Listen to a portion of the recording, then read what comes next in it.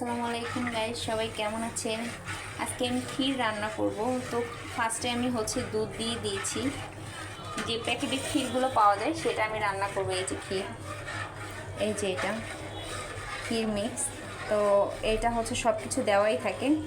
এটা কিভাবে রান্না করবেন সব পদ্ধতিগুলো দেওয়া আছে, এই যে সবগুলো দেওয়া আছে। তো আপনারা এইটা যারা রান্না না করতে পারেন এটা দেখে রান্না করতে পারেন, মানে ওইভাবে করে পোলাও চল দিয়ে না রান্না করে এটা সবাই শর্টকাটে নিতে পারেন। বাসায় মেহমান আসলে এটা ইউজ করতে পারেন, তাড়াতাড়ি করে রান্না হয়ে যায়। আর এটা রান্নার পদ্ধতি খুবই সহজ, কিছুই লাগে না, রেডিমেড রান্না বলতে গেলে। এই যে এখানে আমি 1 কেজি পরিমাণ দুধ নিয়েছি।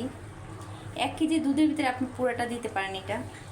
তো 1 কেজি দুধ নিয়েছি, আর এটার ভিতরে 1 কাপ গুঁড়া দুধ দিয়েছি। এখন এটা ফুটাচ্ছি, একটু হালকা আর একটু ঘন হলে আমি এটা দিয়ে দেবো। এই যে বাটিতে নিয়ে নিয়েছি, সবগুলো ঢেলে দেখেন। আমি এক্সট্রা আলাদা কিশমিশ দিয়ে দিয়েছি। আর এখানে সব কিছু সাবুদানা আছে, চিনি আছে, তারপর পোলার চল আছে, কাঠবাদাম আছে, সব কিছু দেওয়াই আছে। তো আমি এটা হালকা একটু ফুটলে আমি এটা দিয়ে দেবো, দিয়ে এটা ভালো করে ঘন করে নাড়া দিতে হবে, তারপর এটা হয়ে যাবে। এখন এটা দিয়ে দিব, দিয়ে এটা ঘন করতে হবে।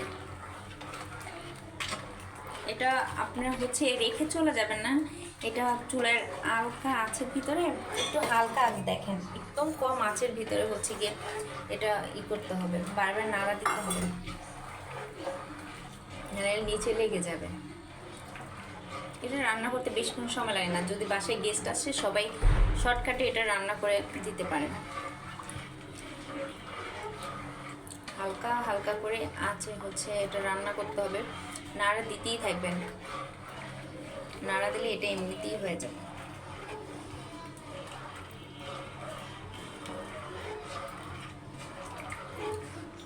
দেখেন এটা 1 কেজি দুধের ভিতরে পুরো সবটা দিয়ে দিয়েছি।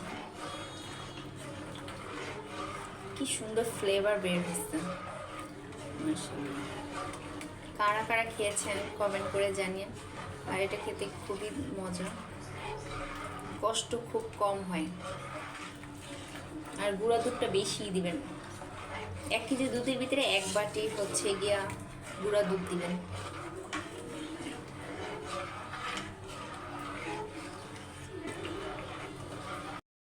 এই যে আমারটা হয়ে আসছে, দেখেন 1 কেজি দুধের এটা